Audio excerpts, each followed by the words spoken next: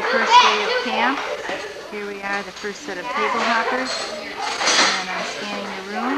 See Mr. Grimes. And looking around as the girls are working very hard to do their jobs correctly as table hoppers. First day of camp today is October 10th, 1988. We have a group of 89 students here today for the week. And as we arrived, it was raining, but our friend the sun has peeked through, and hopefully the rest of the day will be nice and dry up some of the wetness from this morning.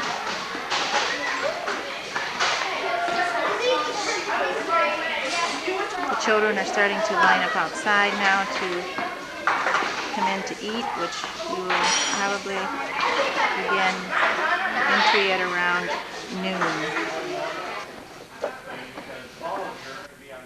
Sometime during the week, and all of you will be on KP, or girls will all be table hoppers at some time or another. When the meal is done, and you people have been excused, that table hoppers is when you begin cleaning up. You don't start cleaning up before then, with the exception of the main dishes. There will be certain things that I'm going to ask you to take back to the kitchen, and we'll do that at each meal. We take the main dishes back to the kitchen before your people are dismissed, just to make sure that we've got all the big dishes out there. In fact, what we're going to do in just a moment, I'm going to have you take back to the kitchen these items. I'll name off what you have to take back. Either I will name them off, or Della will name them off. The hot dog platter, the bean dish, onions, relish, the red, and the yellow. It looks like there's 6 items today. If there is still food in any of those dishes, don't put something on top of it.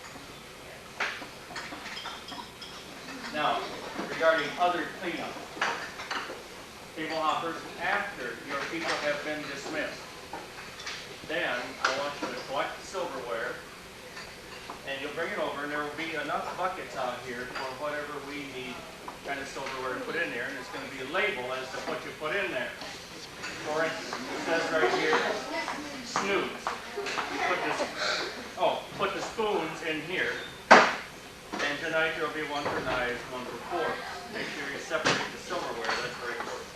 The little dessert dishes, girls, you will bring those over, and if there's still liquid left in them, dump out the liquid into here, a little clue as to where it goes, liquid.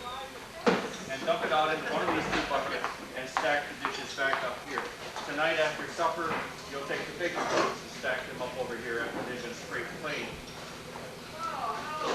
Then, all of the paper products, and this goes for all the girls during the whole week, paper products go in these big barrels over here, and that would be the napkins, plates, milk cartons. Oh, if there's still milk left in the milk cartons, dump it out first, and then throw the milk carton in here, please. Then you'll take everything else off your table, with the exception of the sign, the number, and put it back where you got it, girls. And then we do our crumb cleanup. We'll talk about that later on. That's the exciting part. The boys that are on KP, do we have numbers of them yet? Minimum of 8. I can take 8 or 10, depending how your numbers come out. Somewhere in there. Boys, you're going to find out who you are in just a moment. The boys that are on KP, immediately following the meal, there will be some of you that are going to work in this room. There's going to be some of you that are working in the room behind me. And we'll tell you which are which when you come up here at that time. And you don't switch jobs. Once we train you, then you're going to have that job down to absolute perfection over the next 2 meals. So it's very important you get to that job. Do we have those names? Okay, these are the people that are on KP. Brad Butler, Ron, Matt Drops, Dustin, Chris Gwynn, Jared Hannah, Kevin Hodges, Jim Ledbetter, Chad, Aaron. Preston. Boys, raise your hand if you are one of those 10. 1, 2, 3, 4, 5, 6, 7, 8, 9. Hello. 1, 2, 3, 4, 5, 6, 7, 8, 9. Clever. Where's Brad? Ron. Matt Brock. Dustin. Chris Wynn. Jeremy Hannah. Kevin Hodges. Jim Ledbetter. Aaron Preston. Chad. Did I say Chad?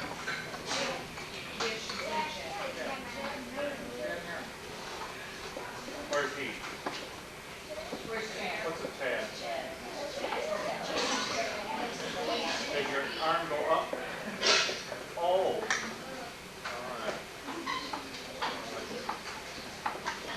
Okay, you guys, after your table is dismissed, I'm going to have you meet me right over here, and I'll tell you what you're going to be doing, where you're going to go.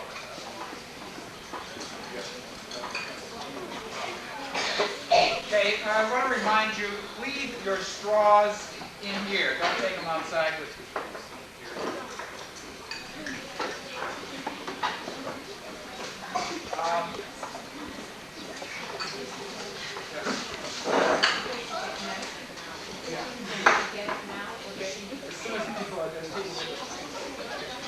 When your table, this is important, folks. Hate to have you miss it. If you are supposed to take medicine, when your table is dismissed, down there, this lady with her hand up will take care of you. Also, some of you, those parents that came to the parent meeting were told that they were promised that they would get a letter if they send a home addressed stamped envelope with you. So if you want to write a letter home, we'll help you out. This letter is all set. All you have to do is make a few X's and you got your letter home. It says, "Dear Mom, Dad, Sister, Brother, Sweetheart, Dog," or all of the above. Today, you pick one. I got snake bite. I fell in the lake. I got poison ivy. I broke my arm. Everything was great. The weather is rainy, snowy, sunny, warm, cold, perfect, or foggy. The teachers are friendly, understanding, great, wonderful, all of the above.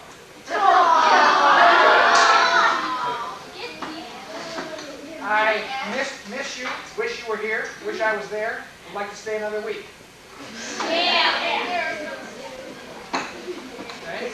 Sincerely yours, best wishes, love, yours truly. Get it? If you're interested, get one of these. Okay, and then after you address the envelopes, or seal it up as the case may be, put it in that mailbox. It will be up here. Bring it with you next time you come up for a meal.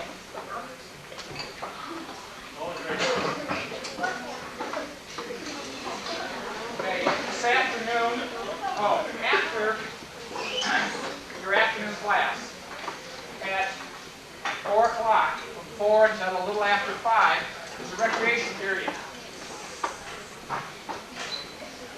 If you brought your own fishing pole, did anybody bring their own fishing pole?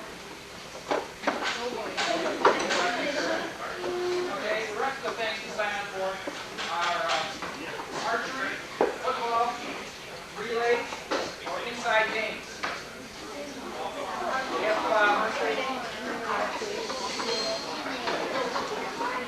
After your table is dismissed, you can sign up for the activity. There's a limit of about 12 or so on the archery.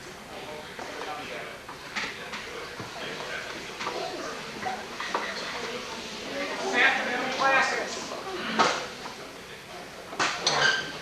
Now, my class and Mrs. Baker's class are going to the bog. You should meet at the bus, which is up behind this building. at 1:30. Be at the bus at 1:30. The people that are in Mrs. Gordon's room are going to the rifle range. You should meet out here where you lined up for lunch at 2 o'clock. Okay? My class and Baker's class meet at the bus at 1:30. Gordon's class meet at 2 o'clock right out here in front. Those of you that are in Mr. Sims' class, you should go with the class you were assigned to. Either mine, Mrs. Gordon, or Mrs. Baker. Are there any questions about who you were assigned to? You all know? Okay? Couple more things. Take the hand up. We are required by state law to have a rest period every day. Now, I know you haven't done anything, so it seems a little strange today to have to rest. When you go back to the cabins from 1 until 1:30 or 2, depending on when you leave, is the rest period. During that rest period, you should be doing some quiet activity. A lot of you, I know, brought little games to play, little quiet games. Those are fine. You can be sweeping your cabins or straightening your bunks. But you must be inside the cabin and doing some quiet activity. You cannot be outside running around. There'll be a time for being outside, but this isn't it.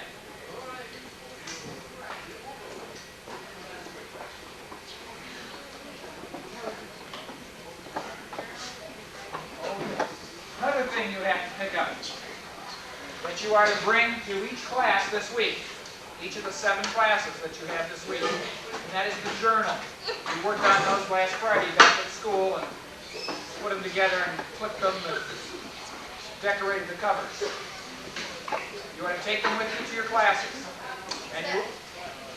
Go ahead. They won't take it with them to the dog, but when they return home from the dog, they should. You want to pick it up before they go? They should pick it up now, but they might want to take a quiet time. Yeah, that's a good idea. During the quiet time, there are some places in there for you to write in some things. And that's something you can do also. Another good thing to do during the quiet time is to write a letter home. So when your table is dismissed, get medicine. You're supposed to sign up for an activity. Get your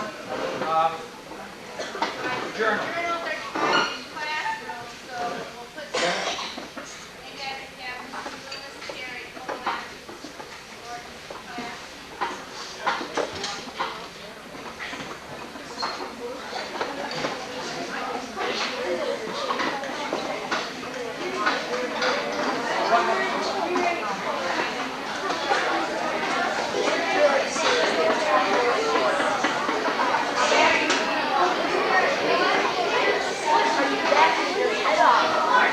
Those of you that are going to the bog, be sure to dress warm.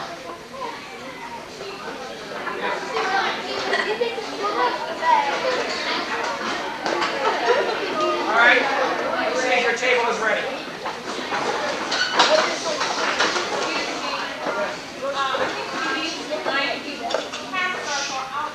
That's right. Off.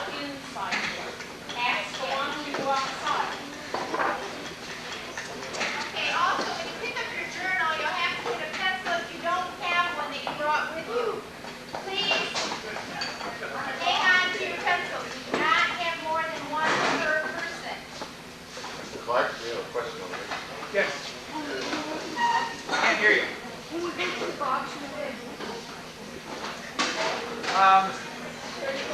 I don't, Mr. Graham said it's not too bad. He said it's not too bad.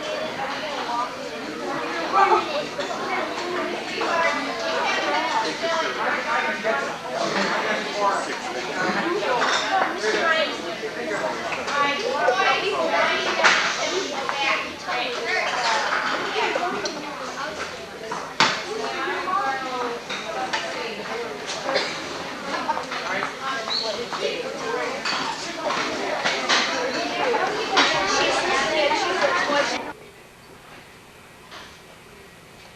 Here he comes. doesn't come back down. He just stays up there and dies, I guess. I showed you the spear a few minutes ago. Here's another one from the Eskimo Indians. It's called throwing a spear. Watch it closely. Cling, and threw the spear off to the side. And you can throw it off to this side. And you can throw it off to this side. And you throw it off to this side until you die of boredom.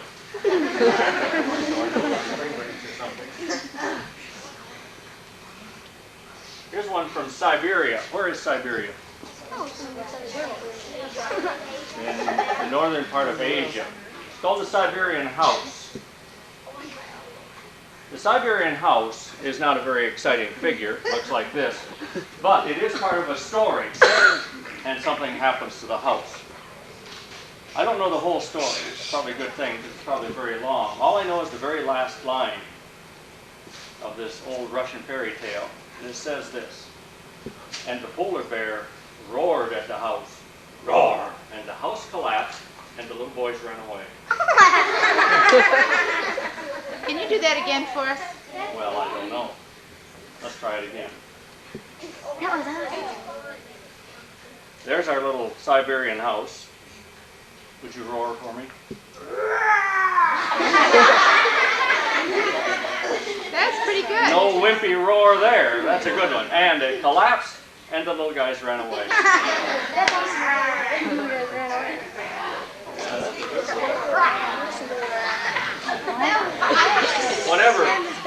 Whenever I get my string out and I'm doing a show someplace or another, and I do this for people of all ages, from senior citizens down to probably about the third grade, about as low as I can go. Especially in the older people, whenever I get string out, there's always somebody in the crowd that says, oh, I know how to do one of those. And I know exactly what they're going to say.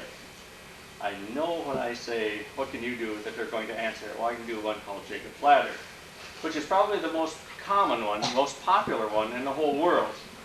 It's called many different things.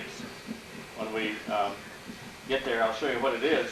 And it's kind of funny that so many people know how to do Jacob's Ladder because it's not the easiest one by quite a ways. It's a rather difficult one. It's about 11 or 12 steps to get there.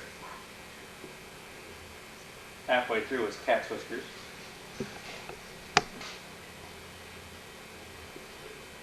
And Jacob's Ladder, when we get there, doesn't even look like a ladder. The Indians called this 4 diamonds. And there was another group of Indians that called it the fishnet.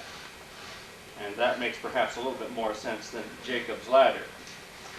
But that is what it's called probably more countries in the world than anything else is Jacob's Ladder. This changes into the Eiffel Tower, into the Wicked Hat, and into the Devil's Horns. Before long, those of you who don't already know how to do it, I will teach you how to do Jacob's Ladder. Some of you even tonight. And before the week is out, we will have Jacob's Ladder races. We'll get all set to go, and I'll say go, and you'll go through them as quickly as you can, catch whiskers, and keep on moving as quickly as you can, and up comes the ladder. And you should be able to do that by the end of the week in less than 15 seconds. Oh my God. I think you will. I think you will. Here's one.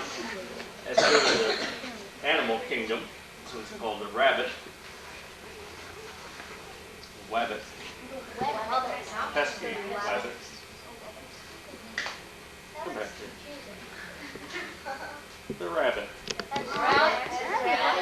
See his big ears sticking up there?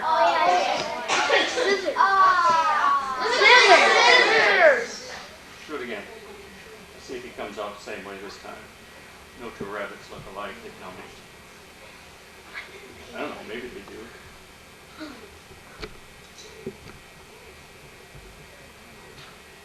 Ooh, he's got fat ears this time. Better. A little bit better. Kind of crippled in his right bun there. There he is. The rabbit. I showed you a little butterfly a few minutes ago. Here is another butterfly that comes from Japan, called Japanese butterfly. It's kind of a stylized figure, kind of a pretty one. Oh, I don't like that one. Let's do it again. Didn't come out right. I'll show it to you again. Let me get a good butterfly. That one was kind of crippled in one wing too.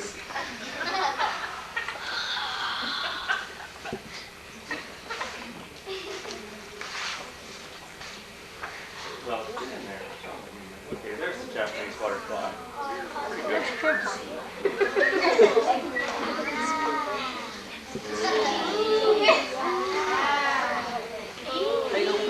Here's one. It's a little bit longer one to do. Kind of interesting when it gets done. It kind of looks like I'm doing macrame on this one. This one has to do with your bod, and this one is called ribs. R-I-B-B-B-B-S. How many ribs do you have? One. Have you never counted?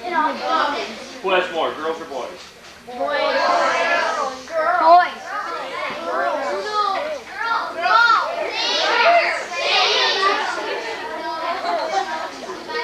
All right, here we go. Ribs. What was I been talking about all this time?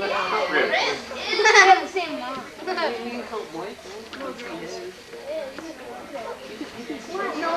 Oh, here's one called lightning. Heard some of that today.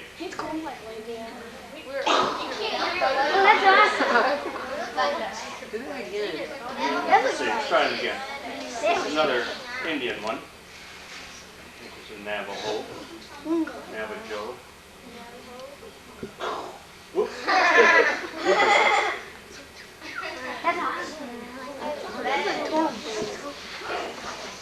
Here's one I like doing in camp, especially in the springtime, called the mosquito.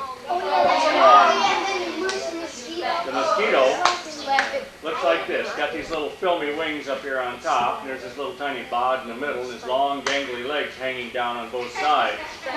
Now you all know what you would do if there was a mosquito between your hands. You would smack him. And he'd be gone. There he is again. He's black.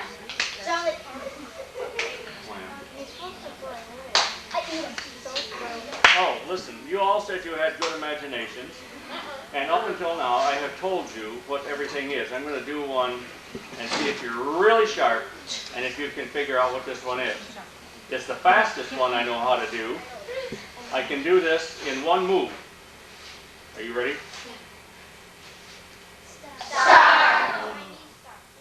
Well, you guys are really smart. Much smarter than this part February. Here's one. This one is sheer, pure, unadulterated black magic, and it's called knots. Knots. Watch this closely. Are you watching? Yeah. Don't turn around. Here's the magic part.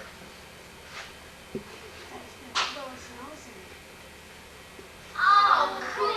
Oh, how do you do that? Now take them And out. then, what we do is eat the knots. It's the only way you can get rid of them. And they're gone. Knots. This one I'll show you how to do this week also.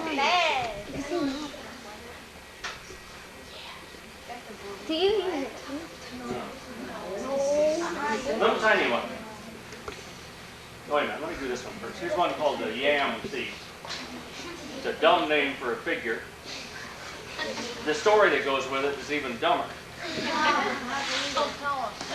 So I won't tell you. I won't tell you this story. It's really bad. It's just stupid. But the figure is beautiful. I love doing the figure.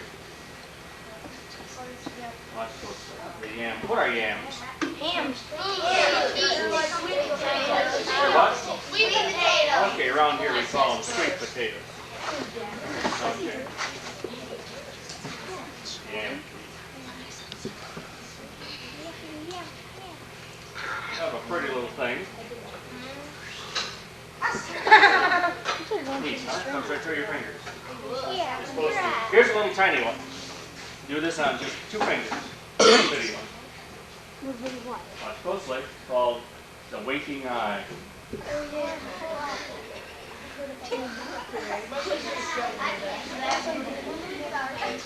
Now, in just a moment, I'm going to hand out a string to everyone, but before you get it, there's two things I want to show you. And I want you to see this before you get a string in your hand.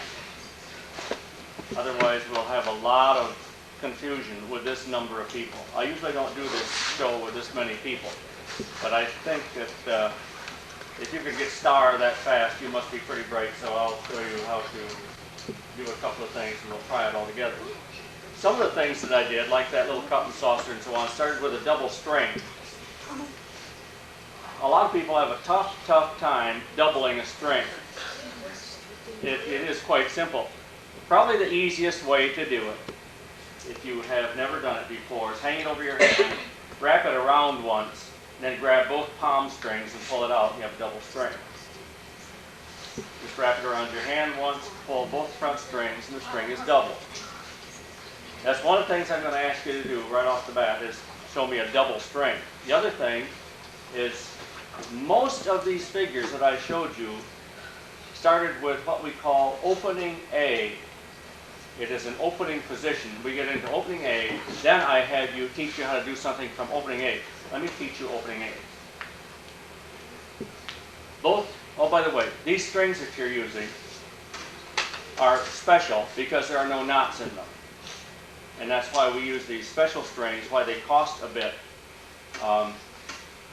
You can do this with any old chunk of string you can find, but you have to tie a knot in it. And sometimes the knots hang up in the figures. And so these knotless strings are really a lot better and a lot more fun to do it with.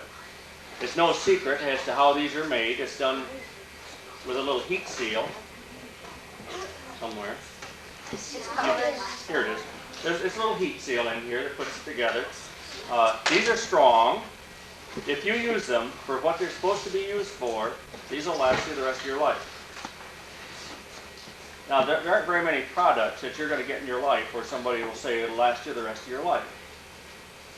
It's going to rust out, or moths are going to eat it, or something. And this one, yeah, I'd be willing almost to guarantee it, that if you use this for just doing string figures, it'll go on for a long, long time. I've got one over here that I've used for probably 15 or 16 years. It's still going strong. Every month or so, if I'm using it, I have my wife throw it in the washing machine with the rest of the wash, and it comes out nice and clean again. This one's been washed 3 or 4 times. This is the only one I have that says color. I use this for a demonstrator. It's a little easier for you to see. Yours are going to be some other colors up here. We'll get those out in a minute. Okay, opening A. Watch me closely. You start out by putting just your thumbs in the loop, then just your pinkies, and we pull it apart. There's nothing in the back of my hand. This is not like cat's cradle where you wrap it around once. It's just your thumbs and your pinkies. And it doesn't cross over in the middle. Got to be straight across. Now, with your right hand, you know which is your right hand? It's on the piano side. Okay, with your right hand, and you come over and pick up this palm string, but with your pointer. Here's the big difference from cat's cradle. You always pick it up the middle finger. That on this one, you pick it up with your pointer. That's highly important. And then the left finger comes right up through the middle, takes that palm string, and this is called opening A. Not because it looks like a letter A, there's also an opening B and an opening C. There are different openings. This is the most common one. Probably 95% of all the string figures done in the world that start with an opening A. Thumbs, pinkies, right, left. You should be able to get into opening A in probably less than 5 seconds. Notice also, all the while I was doing this tonight, there were never any slack strings. They were always tight. My palms always faced each other. You don't grab strings like this, and you don't hold them like this or something. It's straight up, like you're just ready to put them together. How many of you think you can do an opening A? How many think you can get a double string? Okay, when you get your string in a moment, you're going to do that, and you and your neighbors are going to check each other out.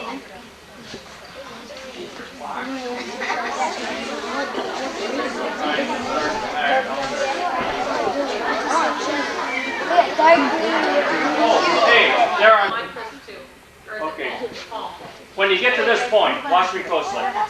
This next move is called a Navajo. And we're going to talk about Navajos all evening long. On the back of your thumb, like on the back of mine, there's a double string that goes from thumb to thumb, goes all the way across there. Watch, I want you to take this double string, and I want you to lift it over your thumb tips and drop it in front of your thumb. That's called Navajoing. And then, just simply drop your pinkies, and you have a cup and saucer.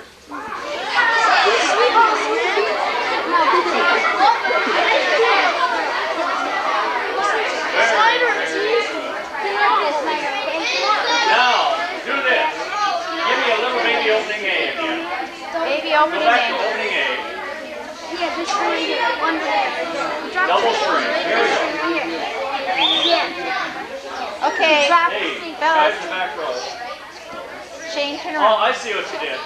I see somebody back there right now who was on ahead of me, but you went too far.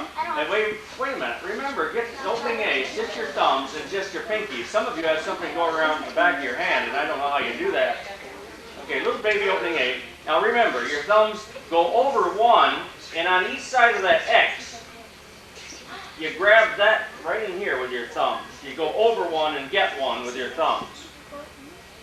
Then you do the Navajo. You didn't go far enough, sis. You got this one right here. You got to go over that and get this one. Then you Navajo, take the double string over your thumb tip, drop it up in front, and drop your pinkies.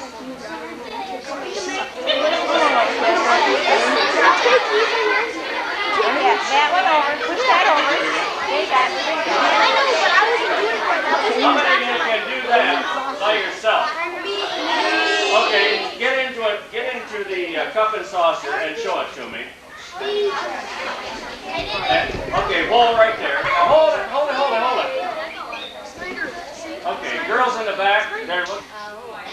I want your thumbs, your tips to bend way down and slip under that double string. You're going to share this loop. That thumb is going to slip up into that index loop, right in beside your finger, just like that.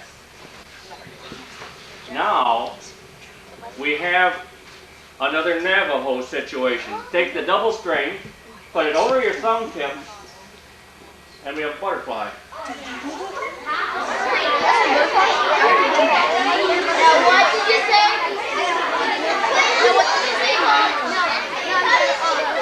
Put your palms toward each other. Put your palms toward each other. All right, now, those of you who have a butterfly, where is it? Let me see your butterfly. Wait, okay, hey, tell you what, go back to the beginning, open it up, give me an opening A. Let's get into it again. Opening A, your thumbs go over one and get one. Then we Navajo. You can either do it with your teeth or you can just duck it under. It works the same both ways. Drop your pinkies. When you get to the cup and saucer, then you bend way down and your thumb tips go into that index loop. And we Navajo again for the butterfly. Now, once you get the butterfly, I'll show you how to go to owl's eyes.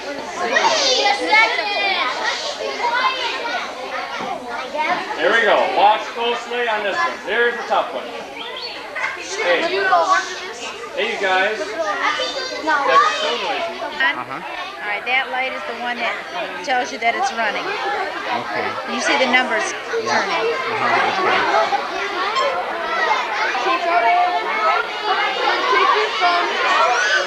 All right. Whoa, give me a double string. Double string. We're going to review that in a minute. Come back to it. Double string. Do this. Watch me closely. On one hand. Okay, get it up there where I can see it. Now, with the other side, not thumb and pinky this time, but I want you to just put the middle finger in there so we have a triangle.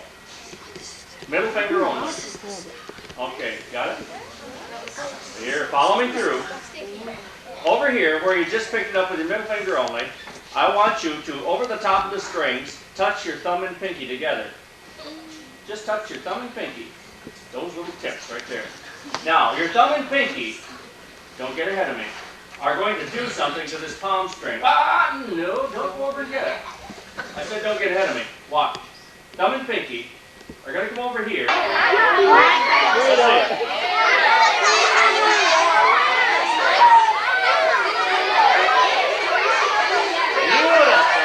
Do it again. I don't believe you. Do it again. Thumb and pinky. Come down.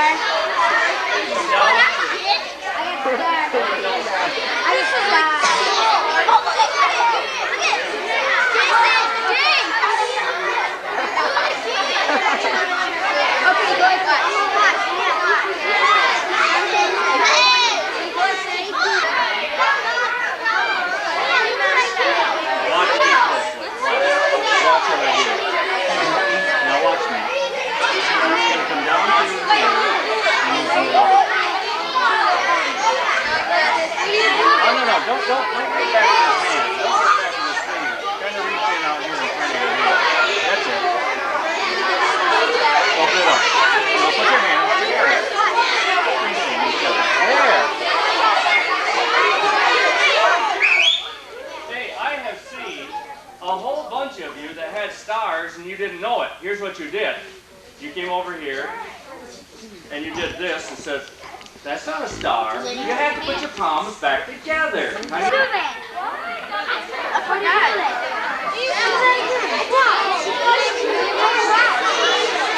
It's this way. Starts this way, guys.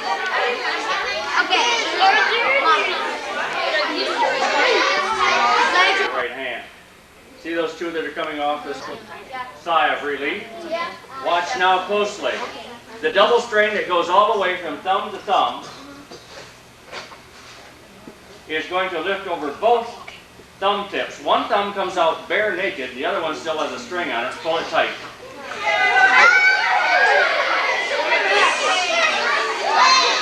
Don't drop it off. Do not, I said it never leaves your pinky. Never leaves your pinky. Keep it on your pinky. Slack it. Hey, guys. Hey, people with your backs to me, when you get to this point, slack it off a little bit. Drop his wings down. Don't let go of your pinkies. And keep it on your pinkies. And 1, 2, 3. There we go again. Take it up with your thumb.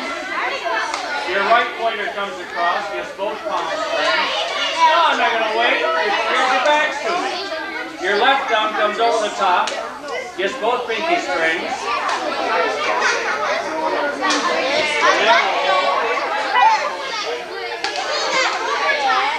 One more time. Here we go. They don't sit down on their bottoms. Like you, Kenny. Do you hear me? All Are you right. sure? Pinkies only. Pick it up with your thumbs. Right pointer comes across, grabs both of these left palm string, comes back home. Left thumb comes up to my right pinky, slips under both of those strings with the thumb tip, and comes back home. Here's the lopsided part. You Navajo this double string over both thumb tips and drop it in front. Pull it tight. Here's your skeeter. I did it. Keep it on your pinky and smash it.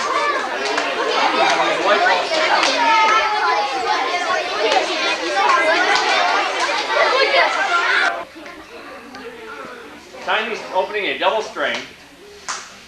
I want to review the cup and saucer. It's where you go over one and get one. You Navajo it. Drop your pinkies. Show me your cup and saucer. Then, duck down.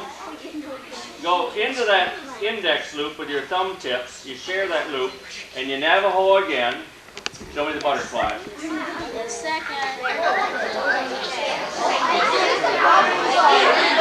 Yeah.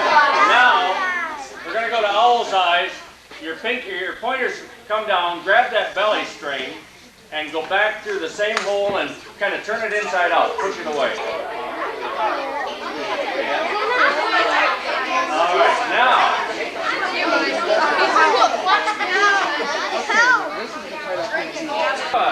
Let's do it again.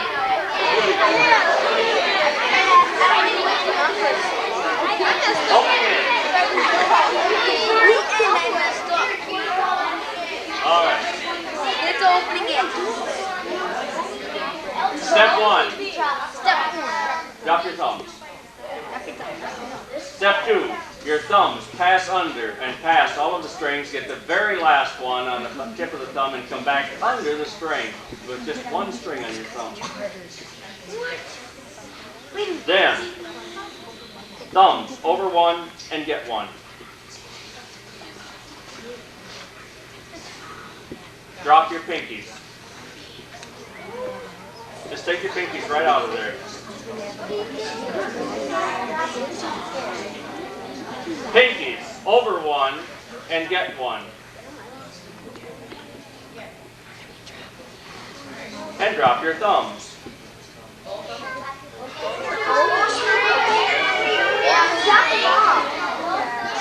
Hey, cat's whiskers. Cat's whiskers is one of the very few figures that you can twist all over the place, and when you bring your hands back, it'll reappear. All right, here we go. 4 more steps. Thumbs over 2 and get 1. Oh, faster. You go over 2 and get the very next one. Now, here comes that share. You pull that index, or that index loop out a little bit. Tuck your thumb up into that index loop. You share the loop, and you do that on both sides.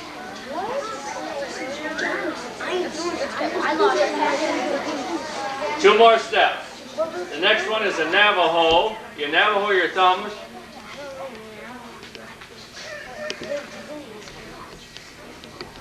Whatever your thumbs in. Find that little triangle. Put your pointers in there. Take your pinkies out of the loop and push away. Don't wiggle it around or it'll disappear. You can't wiggle this one.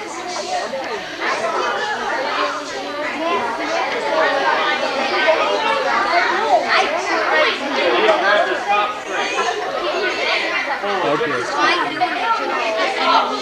Uh-huh.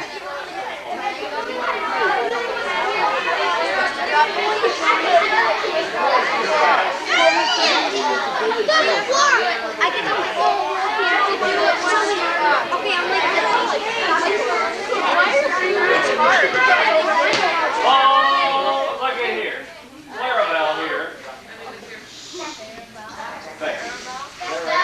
Stephanie. Stephanie told me secretly that she could do this faster than anybody in the whole room. Okay, now, give me opening A. Watch old step. Ready, set, go.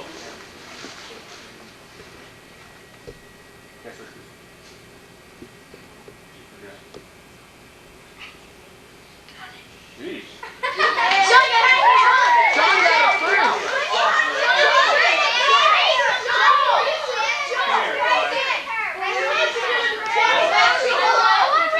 Go away, one at a time.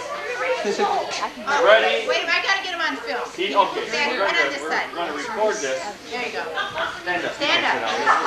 Okay, opening A. Here you opening A. I'll let you start from opening A. Ready, set, go. Oh, he jumped the gun. False start. He didn't say cat whiskers. I don't think it's legal if you don't say cat whiskers. Ooh. I can beat him. Yeah. Let me try. He beat him. Thank you. He beat him. I'll tell you what. We'll worry more about that a little bit later as the week goes on. Right now. Okay, go sit down, Beth. I want to see if you can remember. I want to see if you can remember how to do the mosquito. Wait a minute, okay, hold on.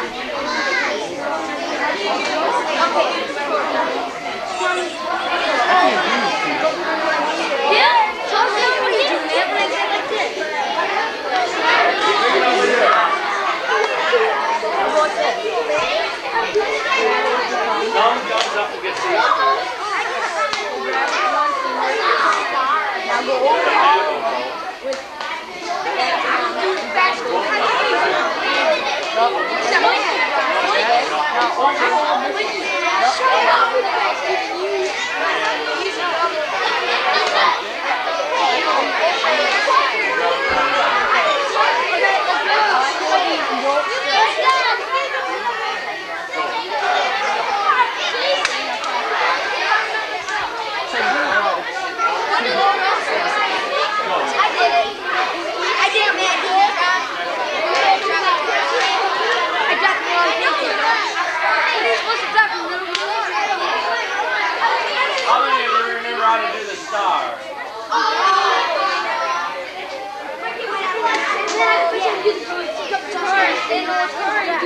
Double strength. Show me a... Okay, this is our second day, Tuesday, Oh, that's... October 11th, and this is morning inspection by Mr. Grimes. He's checking out to see how the girls are doing on their table settings before we let the crew in. Let's try this. Oh. Napkin.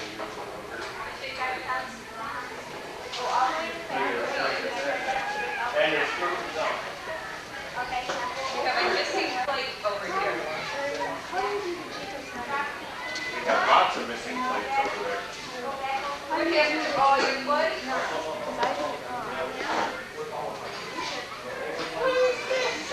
Couldn't have had just two. There's some more plates missing.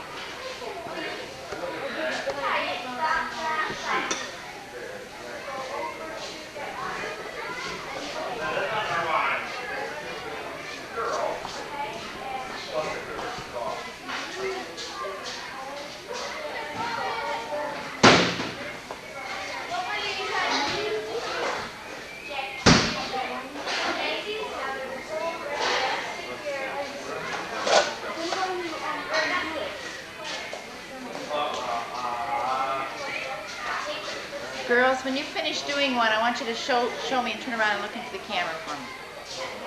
You have to stand there for 10 seconds. I want you to do it and hold it out so I can see it, and then I want you to stand there for the count of 10. Oh, never mind, we'll have to do it later.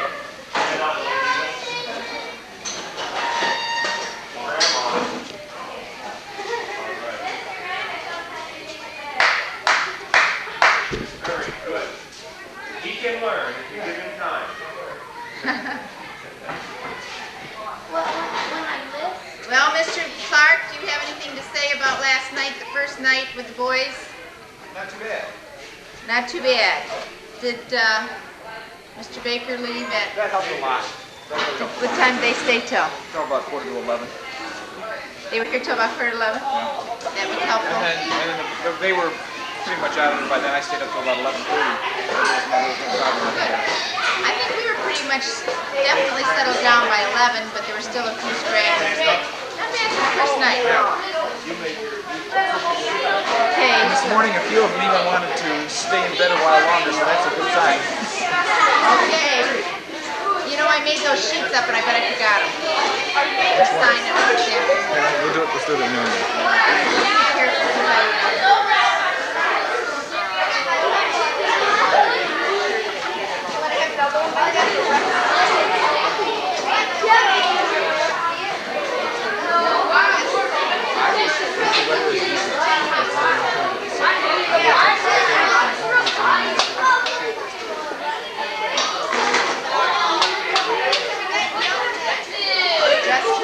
Just her room, because the other two rooms, Miss Dyer is able to take care.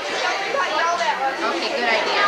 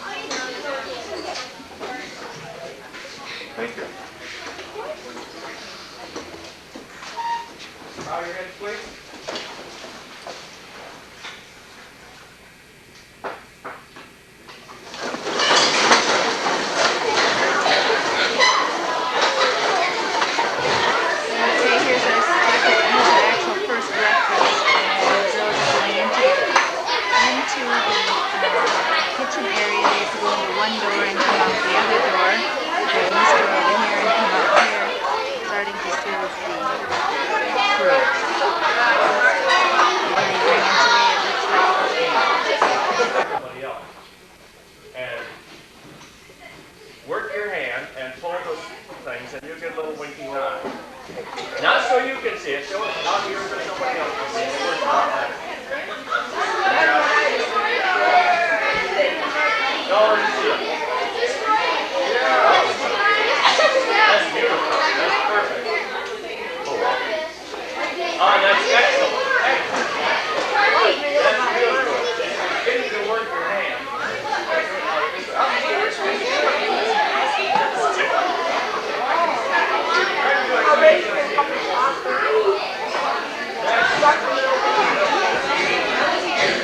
Great. Okay, we'll do another one too.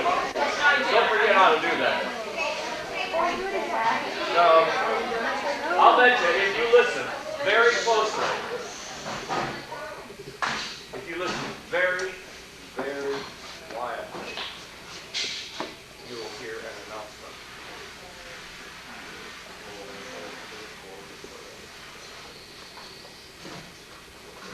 Okay, you'll have same boys that were on KP yesterday stay behind today. This is your last meal for KP. When you go back to your cabins, it's time to make your bunks, make them neatly, put your things away so that they are neat. Run the brooms, brush your teeth, all that stuff. At 9:15 out of the morning class,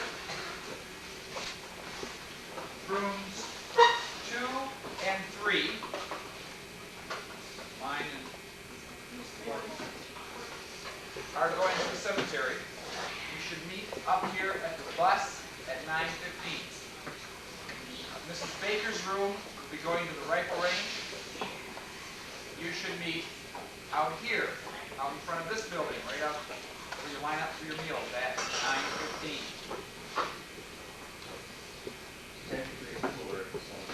Yes, it's usually, yeah. Quite a few degrees cooler even before you get over to the cemetery this morning than it was yesterday. And at the cemetery, it's a little windy too, so dress warm. It was about 40 degrees this morning.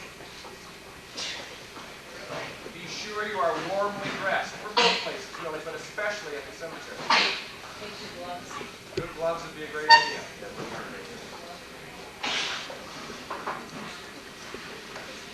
Wear your long underwear. The old thing is, if you want warm hands and feet, put on a hat. That sounds weird, but it works. Any other announcements? Everybody knows where they're supposed to go?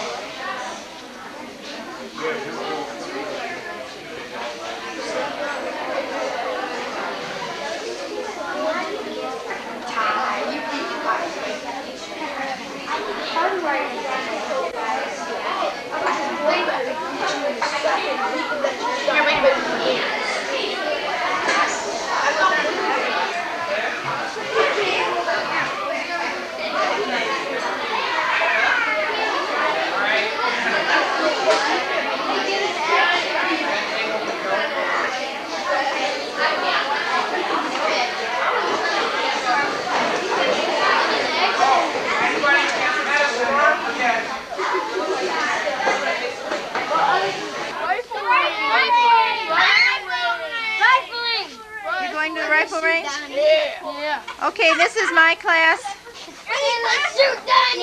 There's Mrs. LaCroix. Give us a wave. Okay, who didn't get theirs? All right, I'm going off now to the cemetery. Hopefully to return. Wait, let me do my magic trick. Probably in the cemetery, so you'll have to listen carefully. In this old cemetery, almost all of the monuments are made out of one of two materials. Almost all of them are made out of one of two materials, either marble or granite. What do you think this one behind me is? Okay, you're absolutely right. This is marble. That is what you said, isn't it? Okay. You can tell the marble. The marble is the white material that you see. The white stones that are up through here are all marble. All of the gray ones, the darker gray and the red and the green and the other ones we see are granite. Most of them are.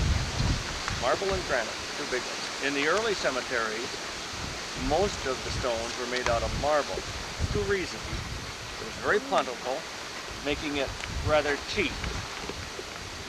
The other reason is that marble is a soft material, relatively soft, and it's easy to carve. And all of this carving was done with little hammers and chisels back when this stone was made. Nowadays, they do with sandblasting and do other methods, so they don't have to have soft stone anymore. The problem is, because this is so soft, it wears off quickly. When this stone was new, it was shiny, so shiny that you could probably see your reflection in it. And now look how it's worn down. Freezing and thawing does that. And this, of course, marble is made up of very fine sand, and that just wears off. And there are some of these marble ones down here that are worn so badly that you can't even read the writing anymore because it's worn deeper than the writing is. It does wear quickly. In old cemeteries, you can usually tell who the prominent early families in a community were by where their graves are. Their graves will either be closest to the road or driveway or at the highest point in the cemetery, the prominent families. The Doties were a prominent family out here, and this driveway is lined with them all the way along here. The other prominent family in early White Lake Township were the Garners, and they're at the high point in the cemetery, and we'll go up and see them in a few minutes. And just before we leave this, I want to talk about a cemetery word, cymbal. Not the kind that's in a band and that the drummers play, but the other kind of cymbal. What is a cymbal? Who can give me a definition? Yes, sir. Okay, it's some sort of a mark that stands for something else. I would guess that almost everybody in this group has some sort of a symbol on your clothing, somewhere or another. Okay, there's one that says Hustler. That's a symbol for a company. On your shoes, there's probably a symbol if you've got Reebok or Nikes or something. Or Kmart, like me. Okay. There are symbols also on jackets. There's a symbol for that girl.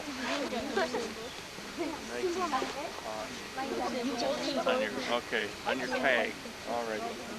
Now, all right. Cemeteries are also full of symbols. Gravestones are covered with symbolism. Have you ever noticed when you've gone into cemeteries before, how many of the stones have pictures of flowers on the gravestones? Every kind of flower that you can see has a meaning. Most people don't realize that, but they do. I have lists of flower meanings. Well, we're going to talk about symbolism a little bit, in fact, quite a bit as we go through here today. Right now, what I'd like you to do is to step down the driveway with me. Just a little ways of symbols right here that are symbols of the Christian faith. This person, according to the stone carver, died and went which direction? He went to heaven. A lot of people believe that heaven's in the direction that that hand is pointing. I guess I'd rather have a hand pointing that way than down on my tombstone. Over here is a very obvious. Holy Bible. Okay, this one is a book, and it says right on it what the book is, and it's the Bible. Symbolism, symbol of the faith. Now, marble is very weak. Weather will wear it off, and so do vandals. Vandalism is a real problem everywhere in the world, but particularly in cemeteries. There's great fun in coming into cemeteries and breaking things up. Fun? I call it stupidity. Kids will come in here and one guy will yell, "Hey Bill, watch this," and breaks it off, and Bill laughs a little bit and off they go. A lot of people do dumb things like that to make somebody else laugh. And look what it has done to the family. to something that's very precious to them, they've broken it and it really can't be successfully repaired. They have tried to repair this one, still pretty weak. One of these days it's going to topple on over. One of these days somebody's going to discover that this chunk is loose.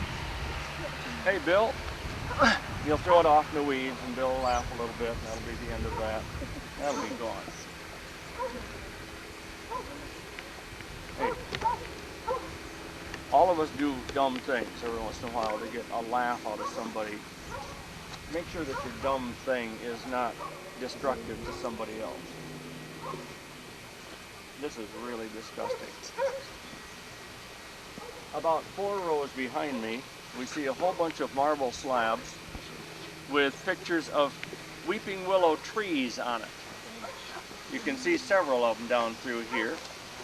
The weeping willow tree is a sign of great sadness or a sign of death. And that's a real common symbol that we find in old cemeteries. We're going to go up to the garners, and when you move through these stones, try not to bump them, particularly these that are very weak like this one, because you could topple them over even farther. Come on up to the garners. All right.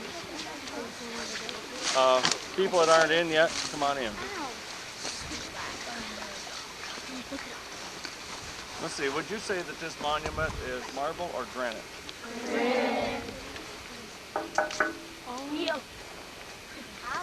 It's neither. Here's an exception. Remember I said almost all of the stones up here are marble or granite. This is neither.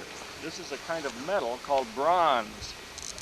Bronze is a combination of metals put together that will not rust.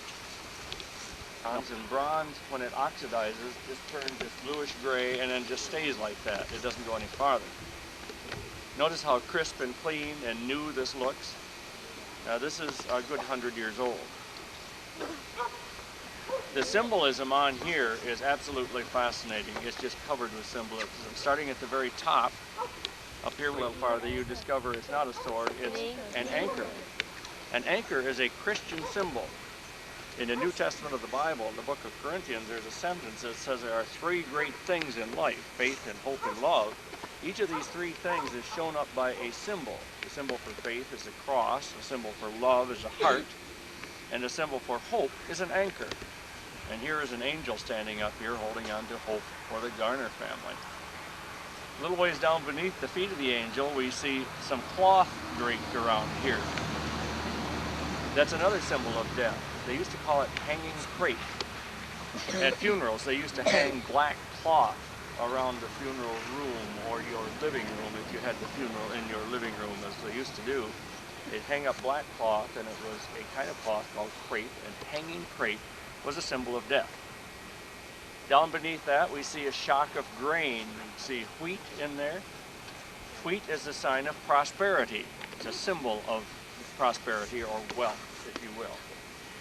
And then we come down farther and we find something called an epitaph. E-P-I-T-A-P-H, epitaph. An epitaph is a saying on a tombstone. Usually epitaphs are very short because every letter that you put into a tombstone costs money. So they made the epitaphs usually relatively short, like rest in peace. 3 words. That's a nice epitaph, short one. Or you see, as you see in cartoons, RIP. Rest in peace. Okay. The epitaph that's on this tombstone is the longest one I have ever seen on any cemetery that I've ever studied in the United States. As a matter of fact, this one is so long, I have seen this one written up in national magazines. This very one on here. I'm going to read you part of it. If you're really close, if you're standing up, it's tough to see through your fat head, so it might be better if you could kind of squat just a little bit, and I'll try to read this for you. I got to get down lower too. Now keep in mind, a 3-word epitaph is kind of normal. So listen to this one. Besides the epitaph that's up here, which is a religious epitaph, this epitaph is a bit of history. It says, Robert Garner and wife were born in Sussex County, New Jersey. At 15 years of age, he moved to Steuben County, New York, his wife having preceded him 2 years. In 1833, was a pioneer to Oakland County, Michigan, and get this, and located his farm across the road. How's that for being exact? His farm was right over there. You can't see it now, don't stand up. The buildings are long gone. But his farmhouse was up behind that little grove of trees. Matter of fact, when you glance over there, at the top of the trees, you can see a pine tree in there. Notice it over across there? He probably planted that because that is not common to this area. That was in his front yard. Okay, it goes on. Married Mary E. Armstrong, May 21st, 1833. Moved to their new home 8 miles past the last white settler. The last white settlers were in Pontiac, and he and his wife moved out into Indian territory. They were out with the Redskins out here, as they called them back then, the savages. They weren't any more savage than you and I are, but that's what they were referred to. And so these people were really, truly pioneers moving out into Indian territory. It goes on. He superintended the first Sabbath school west of Pontiac for several years.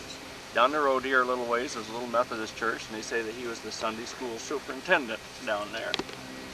And now the last 2 lines, which I think are some of the greatest stuff I've ever read on an old cemetery. It has his moral sentiments. In other words, his beliefs, his basic beliefs, and there were 4 of them. Remember, this was written 100 years ago. Number 1, equal rights for women. Absolutely unheard of back in the 1800s. Women were for one purpose out here on the farm. They were to raise children and get the meals on and milk the cows if they could, and cut trees and anything else they could do. But equal? Hardly, But old Robert Garner said, hey, that's not right. Equal rights for women. Get this. Equal rights for black and white. In the 1800s, unheard of. Slavery was legal back here. You could own a slave. But Robert Garner said, that's not right. Shouldn't do that. Number 3, total abstinence on temperance, or meaning no alcohol in the house. Not a bad idea. Still isn't today. And number 4, Union for Christians, or something that in the last 20 or 30 years has come to be called the ecumenical movement. This guy was way ahead of his time. He was probably considered a nut by all of his neighbors because he had these radical ideas. I think I would like to have known him. Well, now let me tell you just a little bit about his family. Don't move, except you guys move out of the way. Get this. His family. Clarissa Garner, don't come around, I'll read it for you. Died in 1874, aged 15 years. He had a daughter, just 15, that was taken from them. Hey. Margaret Garner died in 1856, aged 19 years. Wow. Charles Garner died in 1855, aged 1 year. He must have been a favorite in the family because they gave him an extra line that says, gentle, sweet little Charlie. Look at this, 15, 19, and 1. I'm not done. Don't follow me, stay right here. Listen. Anne Garner died in 1847, aged 1 year. Mary Garner died in 1837, aged 9 months. It goes on. Jane Garner died in 1837, aged 2 years. Those two died just 2 weeks from each other. Ada Garner died in 1860, aged 3 years. 7 children born in the farmhouse over there and died in the farmhouse over there and were carried across here by their very sad parents, and they're buried. Clarissa, Margaret, Charles, and the other four right in a row, right down through here. Yeah, there were 11 children total in the family. 4 of them did live long enough to grow up to be adults themselves and have families of their own, and they died as adults, and they are buried down through the cemetery and other places. What did these little children die of? Probably today what we would consider common childhood diseases. These kids may possibly have died of chicken pox. Did you ever have chicken pox? Yes. Everybody has chicken pox. You didn't die. Felt like you were going to itch to death, but you didn't die. Back here, if you got the chicken pox, your chances of survival were very slim. They died of diseases we don't even hear of anymore, like mumps and whooping cough and measles, polio. They don't even get those things anymore. They did back then. Hey, the biggest killer in Michigan history in diseases has been that rare old disease, flu. Flu. You ever have the flu? Yes. Probably some of us got a little touch of it right now. But you know, today, when we get things like this, your mom or dad throws you in the car and takes you up to Dr. O'Neill and he gives you a shot in the fanny and you're back in school the next day. You know how easy that is? And you scream and bellow all the way there saying, don't let him give me a shot. But, dear friends, those miserable shots that you test probably have kept you alive. They have good medicines today. Dying of the flu? Weird. But that was common. Not very many years ago. As recently as 1917, they had a flu epidemic that killed thousands of people right in through here, right around this area. 1917. Oh, I know. I've only gone 2 sides of 4, and here's a huge 4-line verse down here. There's still more of the epitaph, and I'm not even going to get into that. And it goes on all the way around. Come with me. Good. So am I. Your first or middle name named after someone in your family, a relative. Before we talk about names, this big stone behind me back here, would you say that that's marble, or granite, or bronze, or petrified wood? Petrified wood. Okay. Another exception. This is neither of those. This is a man-made stone called CEMENT. This one is he talking about? This one that looks like It's a a tree. one-of-a-kind stone. It's the only one just like that in the whole world. So they made that by pouring wet cement into a mold, letting it harden, and then the only way you can get it out is to break the mold so it can be used again. The little cast iron stakes that look like branches around are the boundaries of the Johnson burial plot. You see it's a couple of them right here, then it's like it's down this way. Back in the 1800s, speaking of names, many parents would not name a child until it was 10 days old. In case it died, they wouldn't have used up a favorite family name on that child.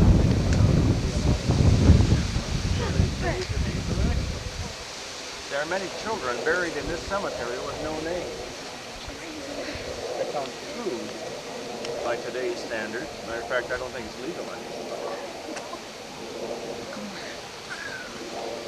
Over here in a Johnson stone, it's got the parents listed on the left side of the book, and then on the right side, the little girl's name is their infant daughter, 1833.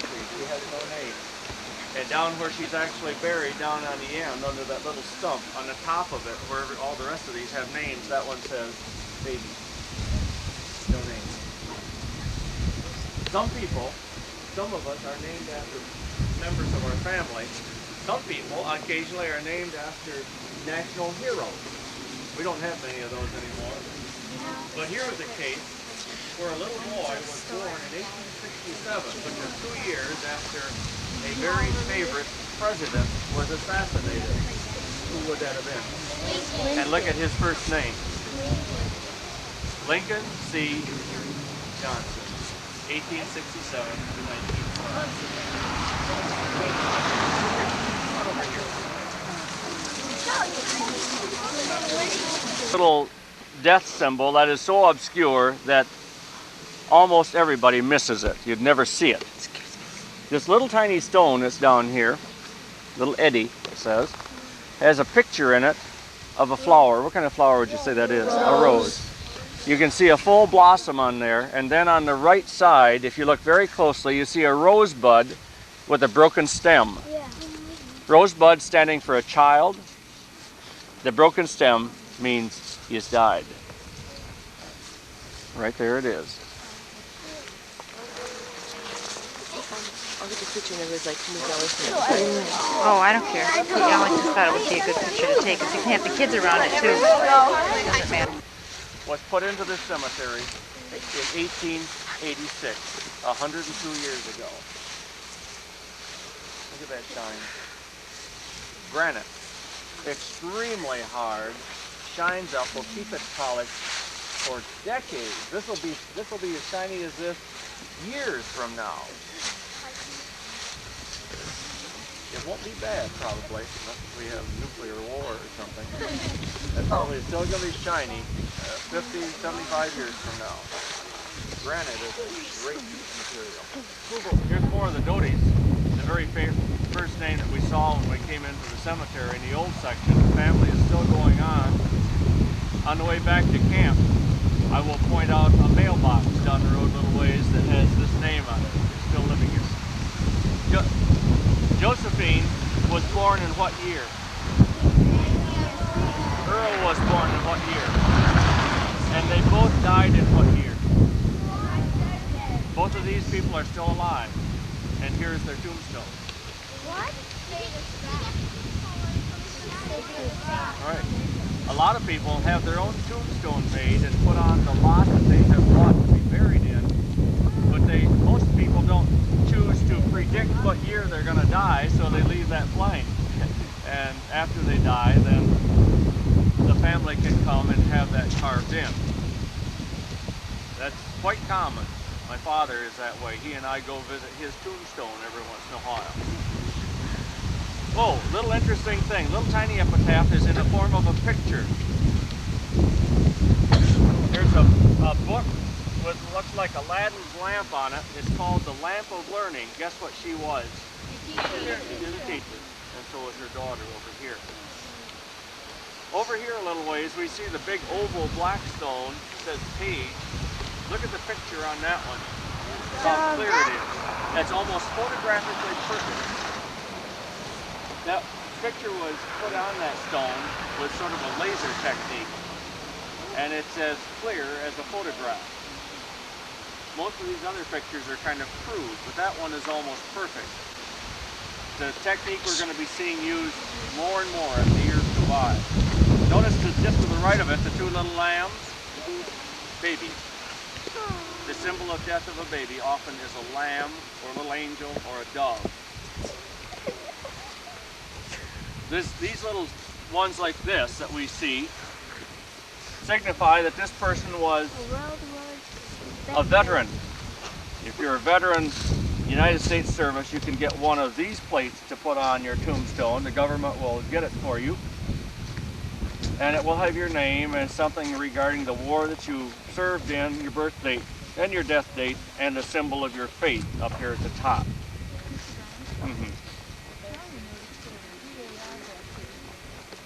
GAR. Well, every once in a while you'll see what looks like a cast iron badge or star or something, and it will say GAR. It's another symbol of a veteran, and GAR stands for Grand Army of the Republic, meaning the Civil War. That person was not a Civil War veteran. They quite often use that on any veteran. All the flags out through here were veterans, for the most part. I'm going to have you step about 10 steps down the driveway. Don't come out this way. Get back in the driveway. Kind of a poignant one down here. Hey, where are you going? Where are you going? Come back. The class is here.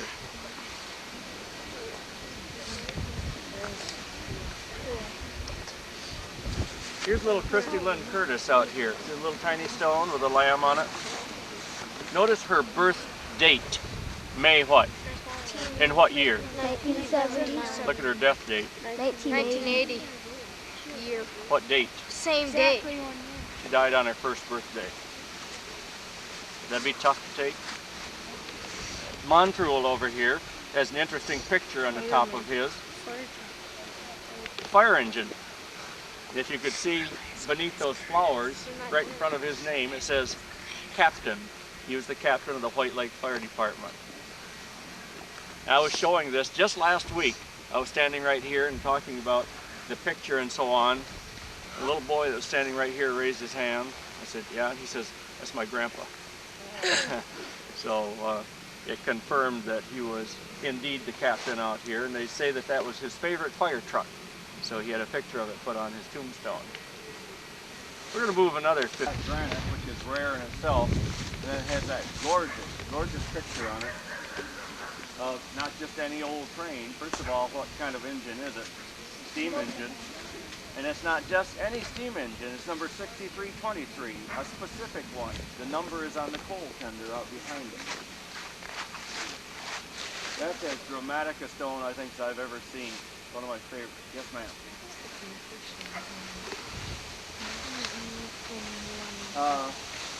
Yeah. Oh, while she's doing that, let me tell you. Epitaphs that are usually written out, words, sometimes are done as a picture. Here's a picture out here. So is the thing back here. Some people picture their hobby. They'll put a picture of their hobby on their tombstone. And as we move down ahead here, we're going to go past one. Just one of these right down here, almost at our feet. It has an interesting picture on it that shows. They say a picture says 1,000 words. And this down here tells us something about the guy that was buried down here. Notice this as you come past. Average looking people like you and me. There may be some exceptional ones here. Every once in a while, we come to one where we don't have to wonder about what they look like. They tell us. Agostino Tessalin put his photograph on his tombstone. It's kind of a photograph done in some sort of a porcelain technique. That photograph has been there for 33 years. It's still in excellent shape. We see this a lot in city cemeteries. It's the only one in this cemetery. It's lasted pretty well. Looks like a couple of kids have tried to kick it off from there. There's some chips taken out of it. But it has resisted their attempt so far.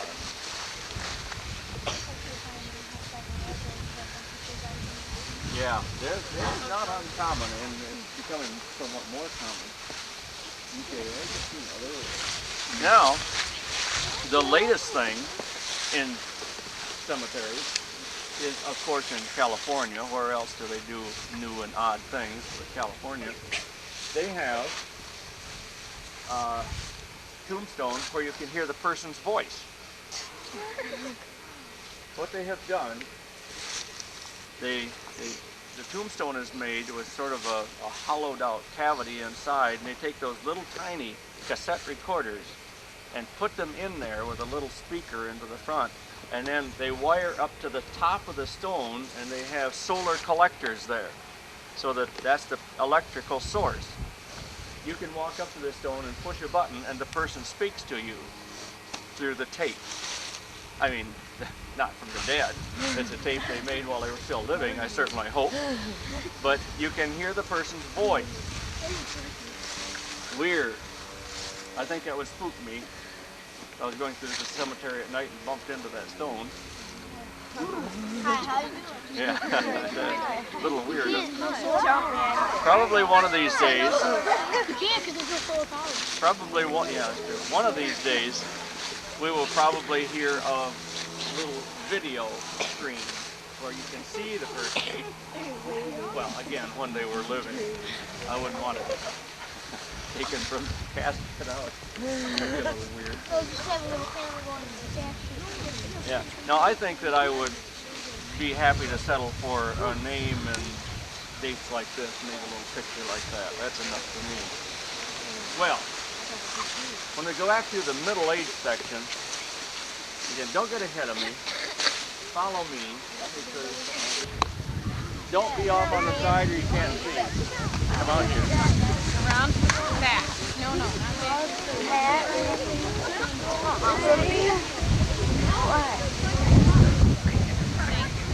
Hey, remember what I said about putting on your hat this morning? And gloves. All of you with no hats on, this afternoon, whatever you go on, wear your hat and you're going to be a whale of a lot warmer. Okay, we're going to make a gravestone rubbing. I think it's dry enough now, and we'll give it a try. This activity you will do with a partner. A little wait time where you get your partners. Everybody has a partner, preferably in twos.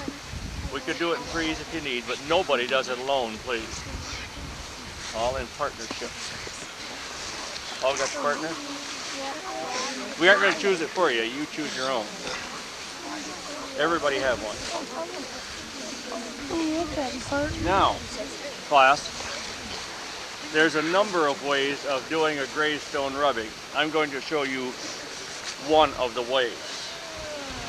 You could, if you were wealthy, send away and get rice paper, which is very thin, hard surface paper, great for making gravestone rubbings, but it's terribly expensive.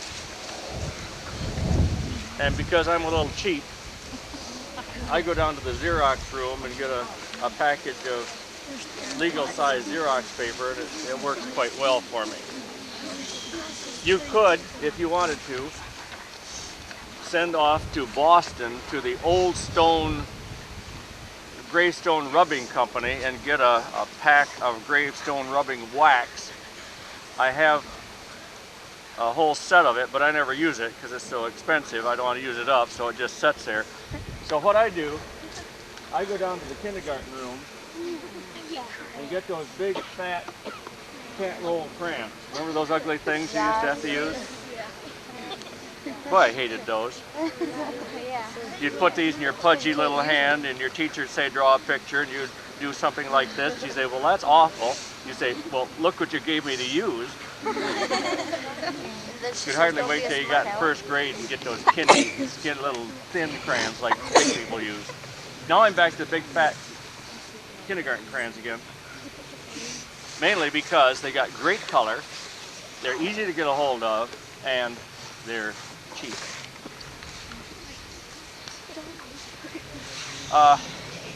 Stand up, Clyde, and stand way off to the side over here, and you're going to be my holder. One of you in the partnership is going to hold the paper, the other is going to do the rubbing, and then you'll do it versi-vici. Whatever. Now, the guy that's doing the holding is really important because if he lets it move, I will get a double exposure, and I don't want that. You're going to use the side of the crayon. You choose the design that you want to do on some stone, and you push hard. Oh, radical. And whatever's under there will come jumping out in a picture. Radical. Now, in just a few seconds, you have a likeness of what was beneath it. Nobody knows I have been here. Also, you notice I didn't go to the edge of the paper with my mark. If I had, I might have gone off and I might have made a mark on here, and not only is that disrespectful, it's also quite illegal. You could be arrested for it. So you will be careful. Now, I've got room on here that I could make a couple of other designs someplace, but I will not, girls, I will not turn this over and make a rubbing on the other side because the color comes off side one, so it's a one-sided thing. You get one try. If you goof up, tough luck. So don't goof up. We are. Don't. I wish you would choose a marble stone, that the smooth kind. Don't choose a granite. Excuse me. Choose granite. Don't choose marble. Marble is so rough that all you will get is a bunch of static. So choose granite, preferably one that has the carvings going in instead of raised carvings, because I don't want you to take care of your paper either.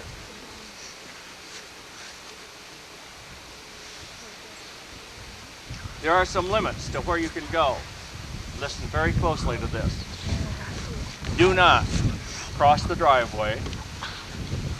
Do not go beyond the building. In other words, we can't go into the new section where the locomotive and stuff is, as much as I'd like to do that. We can't. Stay in this section right in here. If a car should drive in while you're doing this, I want you all, wherever you are, quietly to come over to where your teachers are, where I am. Don't scream and yell and say, come over here, just move. And we will pay those people the respect that's theirs and let them be at their zone they're visiting alone, should they come in.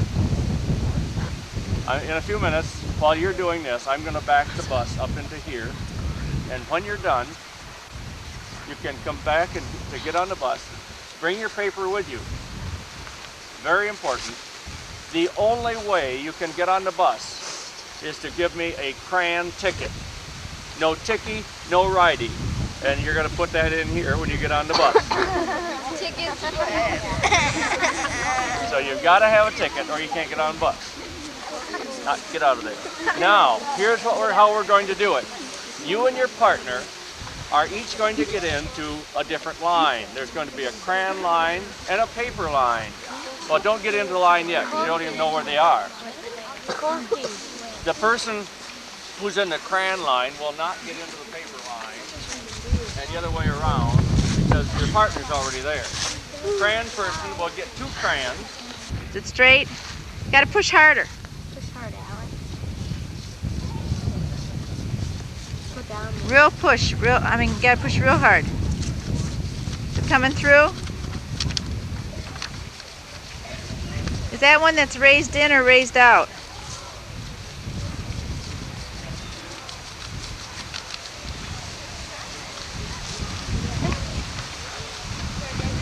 I don't know if I have enough light here.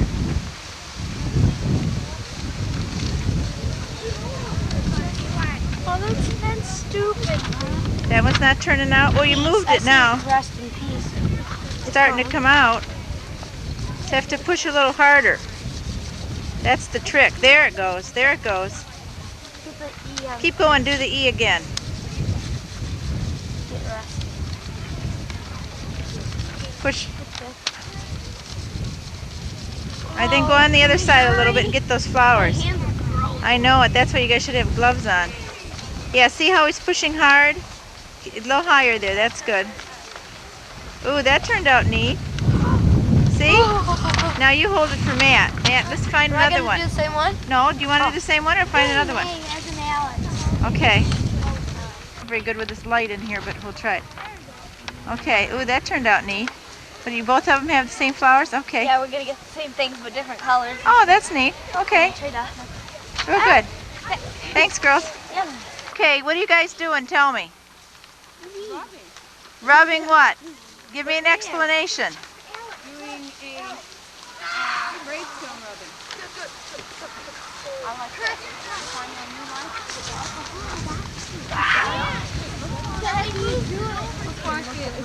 Is that a leaf? Yeah. See, hold it up. Let me see I it. didn't do very good. Just a minute. Let me get this in focus. That looks pretty good. Good. Let me see yours. Okay. Great. Got some other ones to get? You're cold, eh? There's ear tag. Aaron, let me see yours. Back up and let me see it, Aaron. Matt, let me see yours. Matt, did you guys get? Matt, hold it up, honey. Let me see it. We got 2 on his. Okay.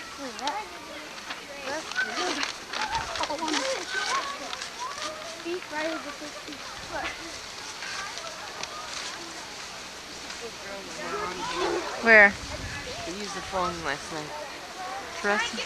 She's so cute.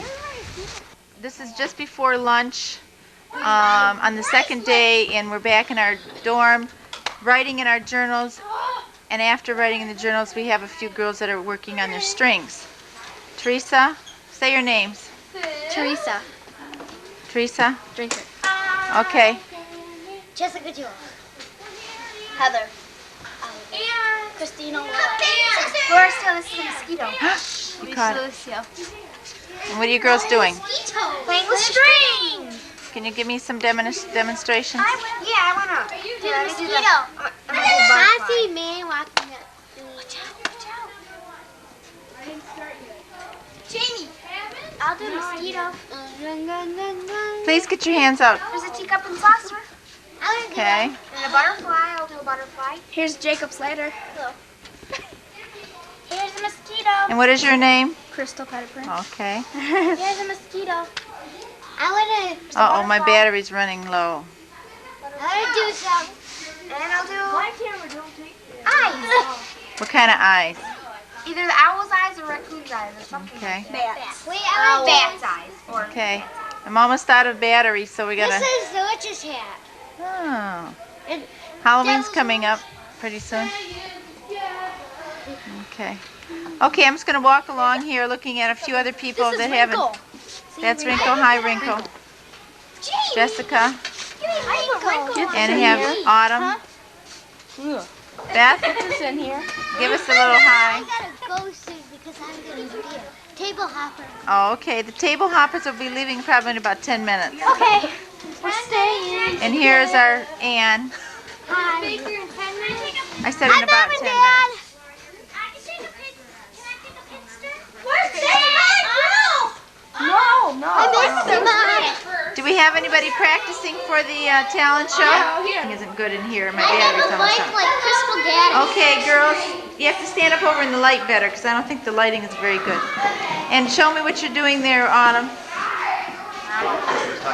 Well, we're back for second lunch today. Today's Tuesday. Table hoppers. Okay, everybody put your hands up. Table hoppers only. Raise your hand if you have an empty spot of any kind at your table.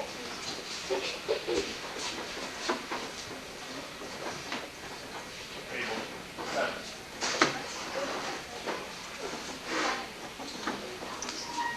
Eight, do you have a spot or not?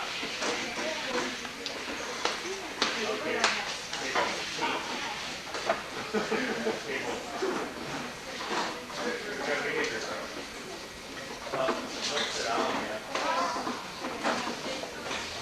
And table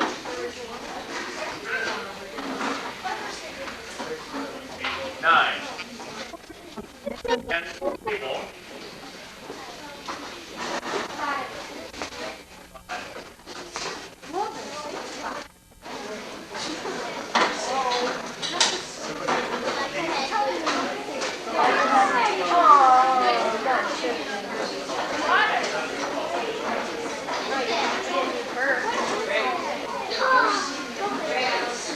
Bow your heads, please.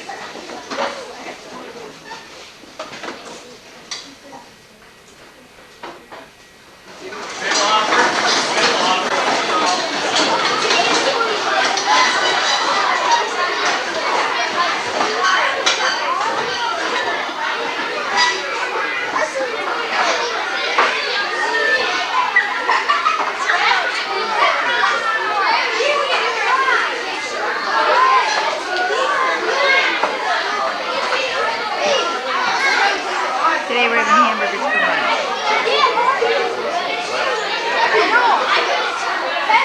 Mrs. Loomis?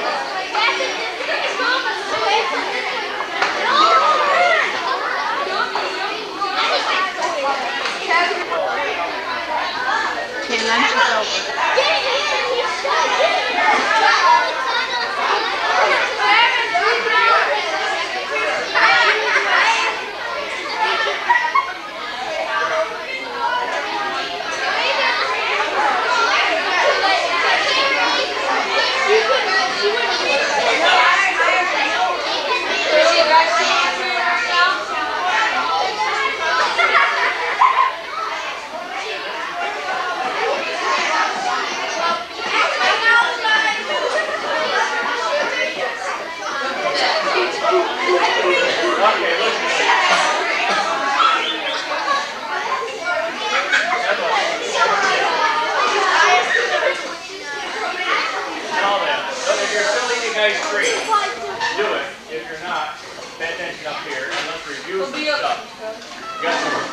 questions just come up regarding some stuff. Okay, let me tell you one thing regarding Jacob's ladder. When you get down to the end of it, when you get down to the very end, and you're ready to go into the little triangles, turn it around, don't stretch it hard. When you get to this point, if you just kind of hold it loosely, this is one of the times when I don't really want it stretched hard, and you take your pinkies out, instead of pulling it sideways, if you just turn it around and try to stretch it tall, you'll have a much better looking Jacob's ladder. Because this one, if you pull it out, you've all discovered it disappears and you can't get it back again. So, if you turn it around and the taller you can make it, the better looking one it is. Now, somebody said they needed some review on a couple of things. I've had a couple of people ask me. How many of you remember how to make the old teepee? Do that again. Let me see your teepee. That was this one. It started this way.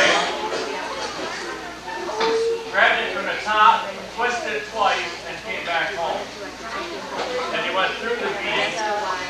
The hand you want away from, drop it.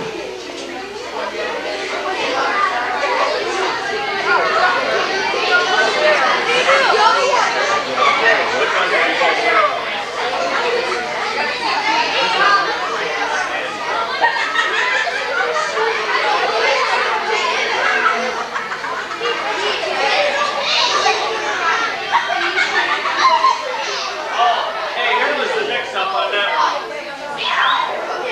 Mix-up turned out to be, you came over here, and you went through the V, and under here, a lot of you are dropping the wrong hand. It's the hand that I'm going away from is the one that drops his thumb and pinky. The one I'm going away from. Some of you are dropping that left hand.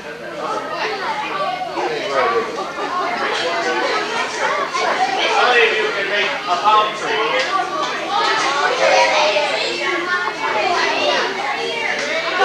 All right, another one.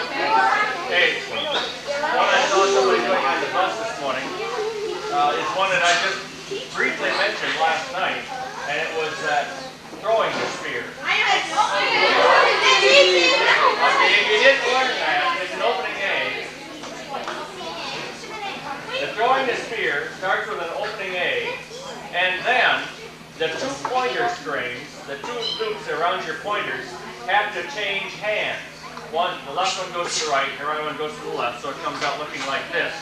You just change from one to the other. One kind of goes inside.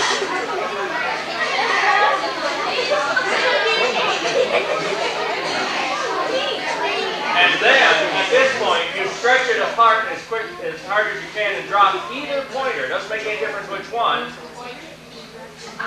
Drop a pointer, and then to throw it the other way, that pointer you just dropped comes right up through the middle and really kind of picks that string back up again. You drop the other pointer, and it throws off to the other side. Then you just kind of throw it back and forth and back and forth.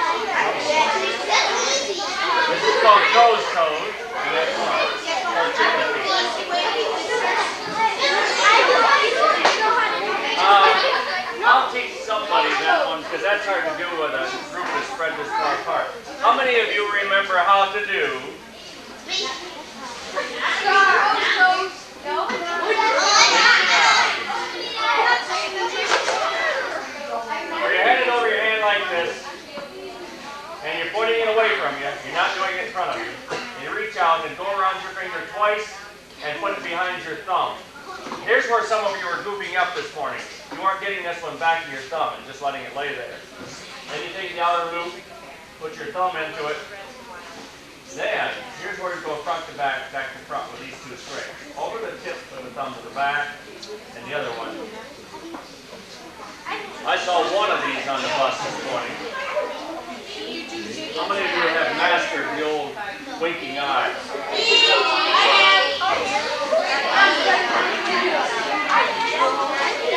Now pull it straight out. All right.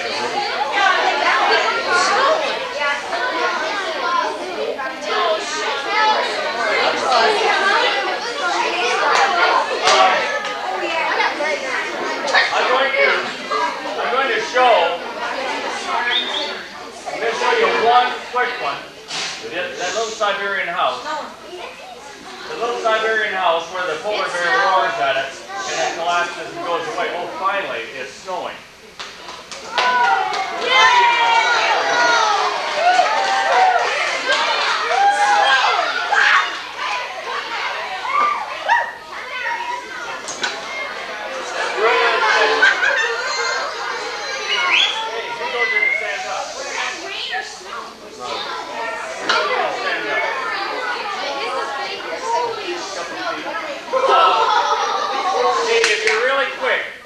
If you're really sharp, I'm going to show you how to do the Siberian house opening egg. Opening egg. On this one, the first move is the most tricky. And there will be about 4 of you out of 100 that will get this one. And then I will work with some of you after the meal. Watch this one closely. All 4 fingers that are nice and tight together are going to bend toward me, and they're going to go into that thumb loop. And they're going to flip that off my thumb onto the back of my hand. All 4 fingers into the thumb loop and put that over onto the back of your hand. How many got this far? Oh, wow. Nobody does that. Okay, now, if you got this far, you notice on the front of your hand, this big long V on either side, right over your thumb. Okay. Now, you also notice on the back of your hand that very lowest string down here. Yep. My thumbs are going to go through that V. They're going to pick up that bottom string and come back through the V. That's kind of tough to do. Keep your strings tight and it goes much easier. Okay, I went through the V, got the bottom string and came back through that same V. Hey, you're almost there. I see a whole bunch of you who are almost there right now. Watch closely. The string that goes across the back of my hand, you notice doesn't go around my thumb. It just goes across and then it goes in through there. Watch this. The string in the back of my hand is going to drop over just my fingers, but not my thumb. I'm going to drop it over and put it inside my palm. And there's our Siberian house.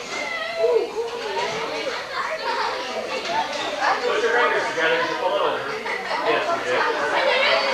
Now, when you get a Siberian house, let me see it. Hey, we got more than 4. Congratulations. Now, not quite. The next thing you do is roar. Roar. Now, be careful on this. Hey, whoa. Drop only your pointer. Just take it out. And then pull it away, and the boys run away. It worked. Okay, we're going to review that a little bit later on. Listen real closely to these highly important announcements. We just had a meal yesterday, by the way.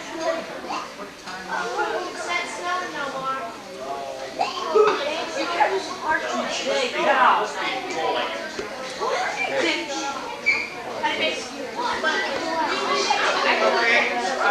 Several things in here.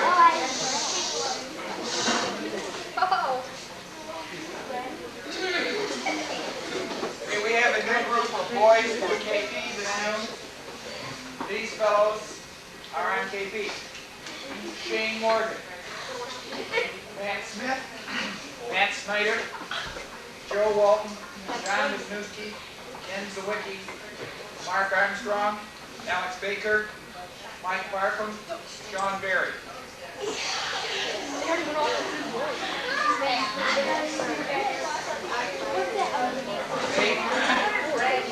Anyone? Hey, folks. Anyone who has to take medicine, remember to stop by after lunch and get it.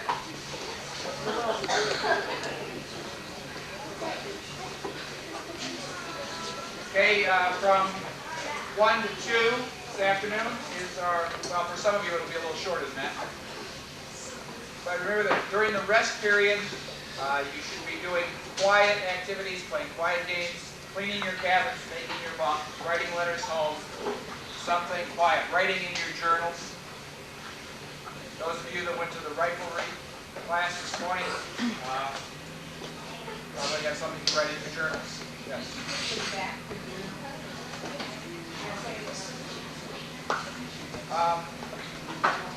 This afternoon, again, it's sign-up activities. Do you want to do football or capture the flag? Let's go capture a flag. There's a whole lot of room for football.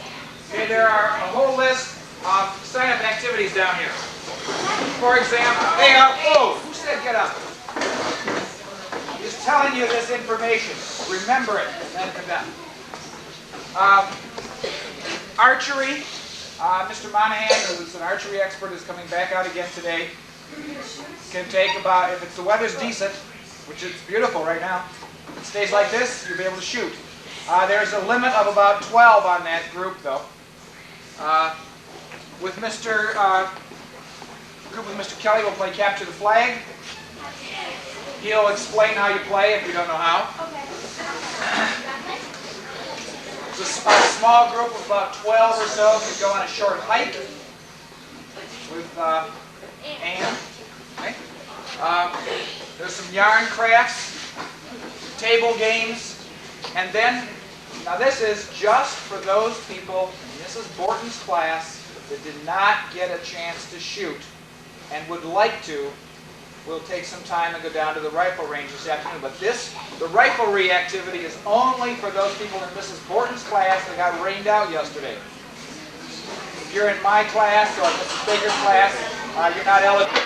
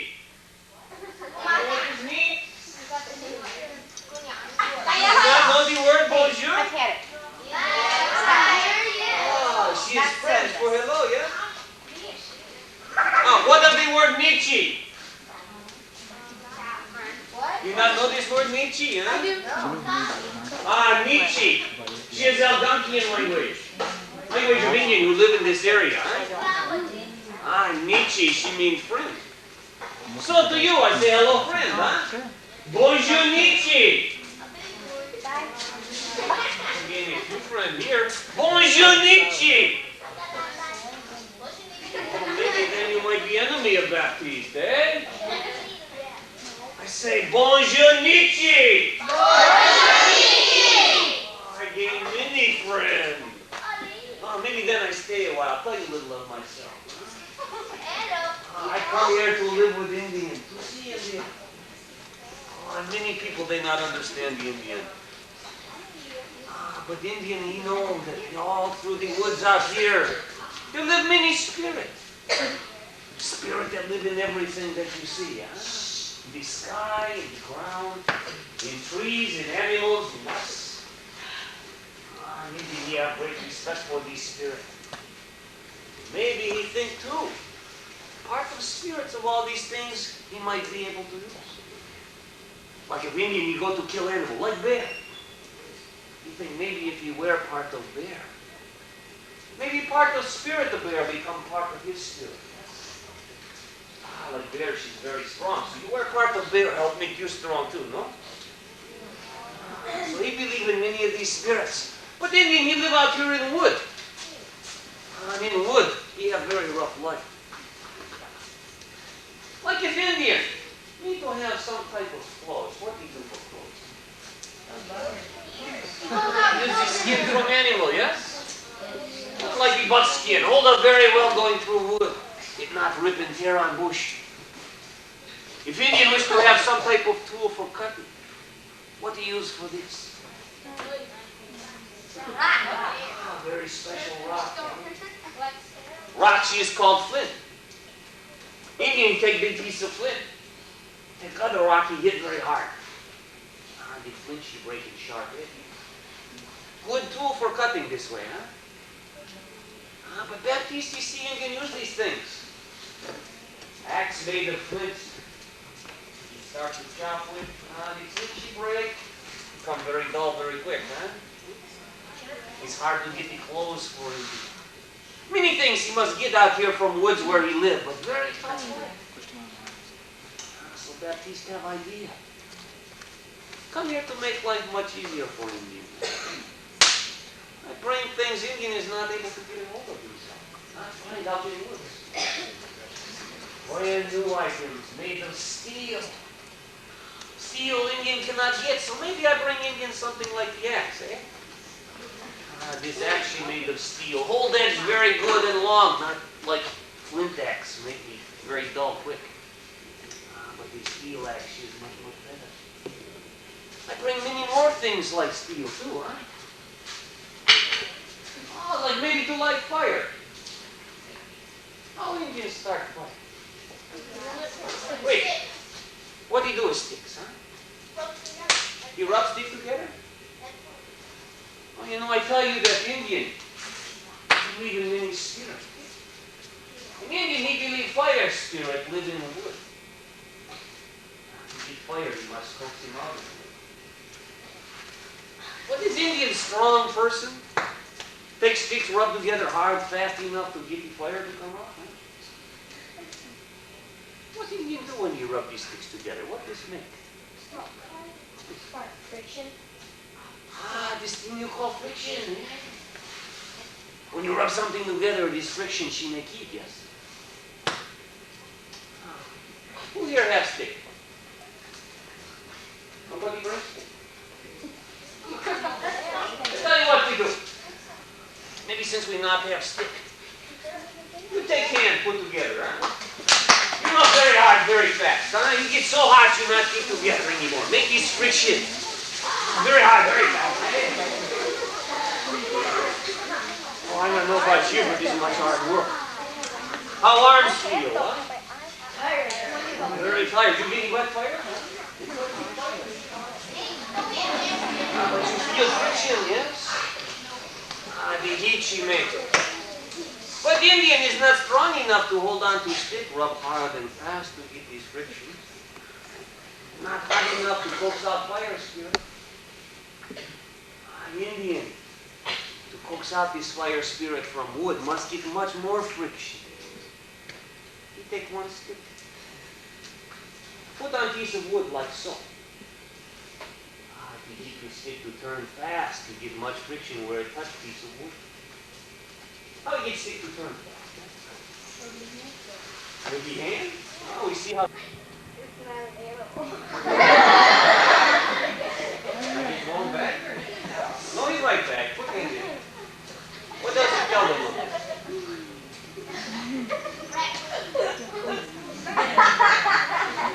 Not be able to talk when you laugh too much.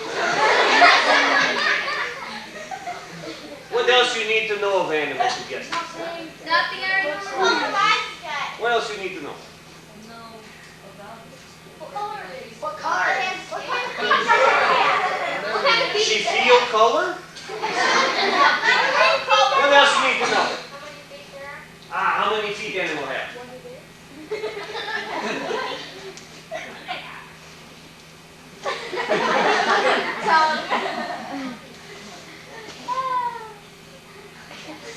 Not 5 feet? What else do you need to know? The tail of animal.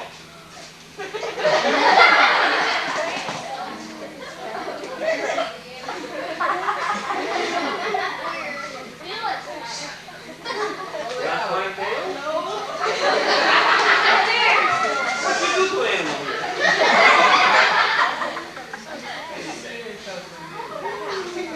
Anything else we need to know of animal? Not do too well so far.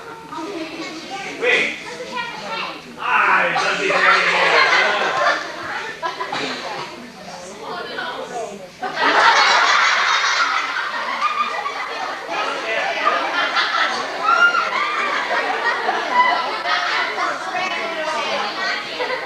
You ever helped with them before?